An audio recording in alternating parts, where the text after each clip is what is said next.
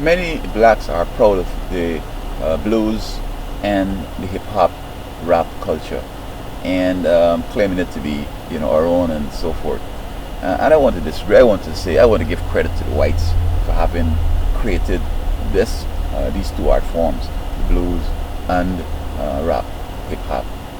Now, in the South, B.B. King seemed to be the king of blues, and he's singing about, oh, life is so hard and all these problems. And guess what? It's the whites that have caused that. I mean, they had slavery over there, picking cotton, Jim Crow, black schools are underfunded, blacks are more likely to be on drugs, to go to jail. You could even be picked up and put in jail because you're black. And this definitely gives you the blues. So in singing the blues, one is just celebrating the effects that whites have institutionalized in the South. Of course, I have had significant problems of my child put her in foster care, banned me from seeing another, and locked me up, put me in jail, obstructed my education. I'm not singing the blues. I'm just giving God glory. Now, rap and hip hop. I recall the Fat Boys out in the Miami Beach were spinning records and scratching records and making music, and so on. Sometimes you see people pass and they're playing this loud music, and it's, in my view, it's so disharmony. It's such a disharmony, and the themes again are very, very disturbing. You mother this and F that and bitch this and shoot up the place and kill that and so forth. And even those that seem to be not that extreme, still the art form is, in my view, not real aesthetic and classic, and so on. And in the next 100 years, I don't think rap is going to be around, and hip hop. You won't even hear about it. If life were to last so long, if life was to last so long.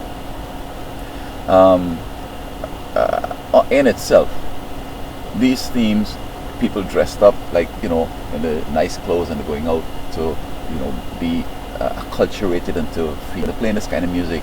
I mean, it's obviously you're gonna have the blues and sort of not achieve what you're really trying to achieve, because I can't see singing about vulgar themes and violence. You're gonna be happy and make you cultured and make you a good person. It's just going to, demoralize you.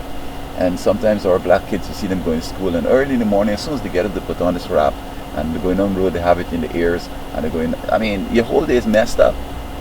But if they were to listen to something that is elevating, because you see, music started by God in heaven, and was supposed to uplift, ennoble, to make one happy, and also to reflect on God.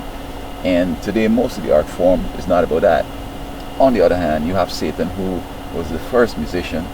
He was created music. He had this bright light, and he rebelled against God, started a war against God, and he has now used his musical talent and gift to pervert humans and to fight against God in destroying us.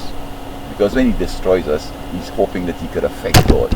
In fact, furthermore, we worked to replace him and his angels, and so perhaps Adam might have been the head angel, and the rest of us might have been, the other angels around. And he's very upset with that. So he has come out with such vengeance. He killed Christ, and he's destroying us to thwart. Well, the plan has already been thwarted. Not necessarily thwarted, delayed, because I'm sure God went on and created another world, and those people have passed the test, and the angel complement has already been reached. But we have a role in which those of us who do the right thing and covered by Christ will be saved and go to heaven and come back and reign on this earth in a kind of paradise. And so he's using music to thwart God's plan and to obstruct us and to destroy us. And this is why we have to be careful. Another one I'm going to talk about, religious music, which he's doing the same thing with. And so we got to give the whites credit for the blues and for rap, because they have oppressed us and created a situation in which folks will just be crying out, and it's about the blues. And the lack of cultural exposure and musical sort of education and sort of cultural sort of initiatives that will help people to be noble and inspired and so forth, is kind of causing this rap. I think that if fellas had a good musical education, rap is not something that you will develop and participate in and sort of find fascinating. So we got to give white people credit for this.